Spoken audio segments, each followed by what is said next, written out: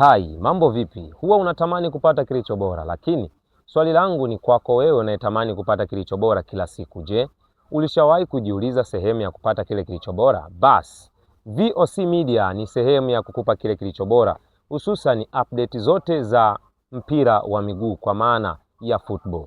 Leo tunaenda kumulika ama jicho la mwewe limeangaza kwenye kikosi cha wekundu wa Msimbazi Simba, mabingwa wa kombe la CRDB, lakini mabingwa wa kombe la Muungano msimu 2025-2026 chini ya mwalimu Steve Barker kutoka Afrika Kusini kwenye kikosi cha Stellenbosch.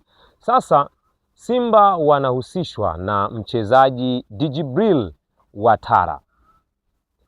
Mchezaji huyu anacheza kwenye kikosi, alikuwa anatumikia APR ya Rwanda kwa maana ya timu kutokea nchini Rwanda, majirani tu hawa na nchi ya Tanzania.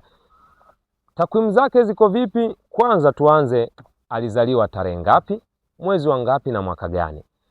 Djibril Ouattara alizaliwa tarehe 19 ya mwezi Septemba ya mwaka 1999, yaani tarehe 19 mwezi Septemba ya mwaka 1999.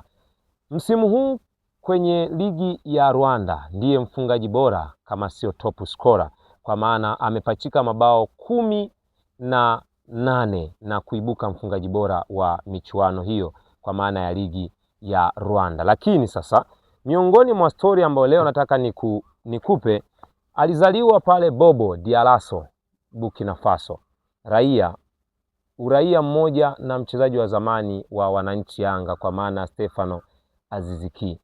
Lakini tu Djibril Ouattara ni miongoni mwa wachezaji ambao amekuwa akipata nafasi ya kuitumikia timu ya taifa. Hii inaonyesha ni jinsi gani ni mchezaji mwenye uwezo wa daraja la juu, akiwa anacheza kwenye nafasi ya attacking striker kwa maana ya mshambuliaji kinara kwenye timu anayochezea.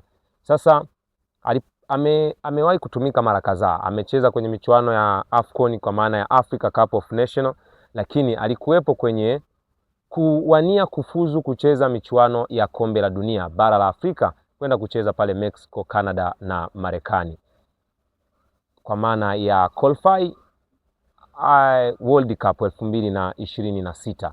Burkina Faso hakufanikiwa kufuzu, lakini Djibril Ouattara alikuwepo kuwa miongoni mwa wachezaji ambao walipata nafasi ya kuitumikia timu na kucheza moja kwa moja kwenye kikosi chao.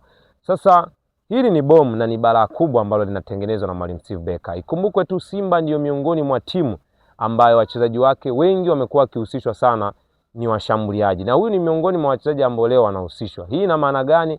Ina maana Simba wanafikiria kumpata mshambuliaji aliye bora, kwa maana msimu huu huenda walikuwa wamepelea kwenye safu ya ushambuliaji. Hii ni VOC Media, sauti ya watu, sehemu ya stori za kimichezo, ambapo huwa tunapata burudani zote za kimichezo na hususan taarifa za tetesi. Kaa utuo na upate kile kilicho bora wakati wote. Mimi ni Potembo na hii ni VOC Media. Usisahau tu kusubscribe, kucomment, kulike pamoja na kushare. Tunapatikana YouTube, Instagram pamoja na TikTok. Andika VOC Media, utakuwa umefika sehemu salama.